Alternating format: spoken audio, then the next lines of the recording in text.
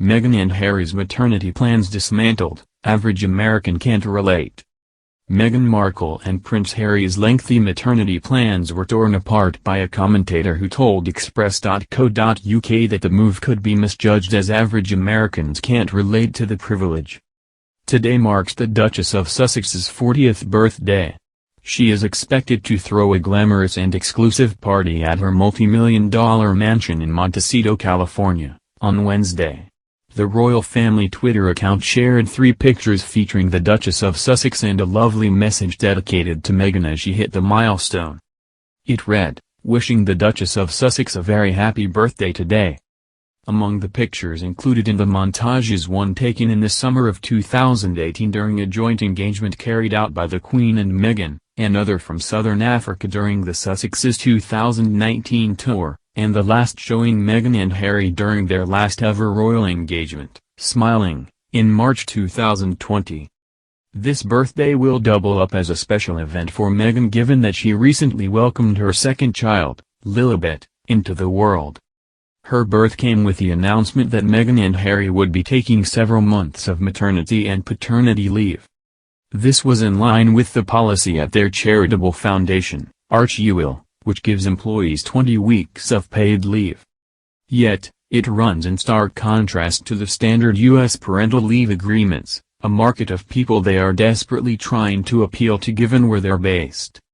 Marlene Koenig, a veteran royal expert, said it would be a blow to their image in the eyes of average Americans who cannot relate to being given such a privileged amount of leave.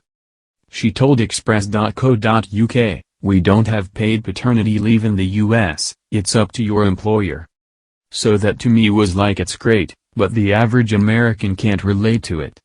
Federal workers now have paid maternity leave, 6 or 12 weeks, with the Family Leave Act.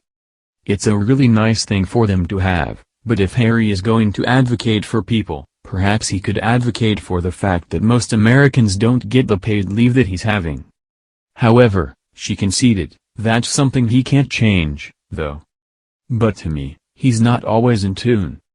That said, they do want to help people, they have been helping, they just gave things to a women's shelter in LA.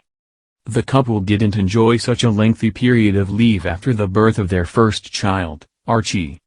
Although initial reports suggested Harry would take a 2-week paternity leave, the UK standard, when Archie was born, he was on a flight to the Netherlands for the Invictus Games just 3 days later. Meghan was accompanied by her mother, Doria Ragland, during this time. The Duchess took around 4 months maternity leave for Archie. Typically, the royal family follows the same parental leave as British citizens, 6 months for maternity and 2 weeks for paternity. But Prince William and Kate, Duchess of Cambridge, also failed to follow this standard. Kate took 1 month off after Prince George was born, 5 months for Princess Charlotte, and 6 months for Prince Louis. William took 2 weeks for his first 2 children, and none at all for Louis. He was famously pictured dozing off at an event 2 days after Louis' birth.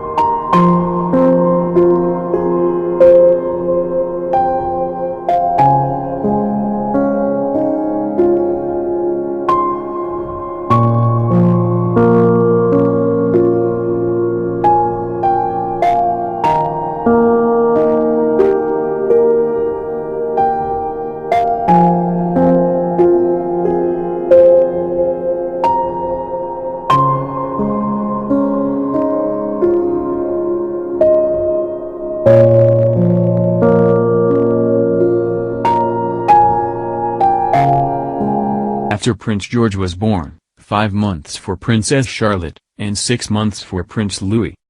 William took 2 weeks for his first 2 children, and none at all for Louis.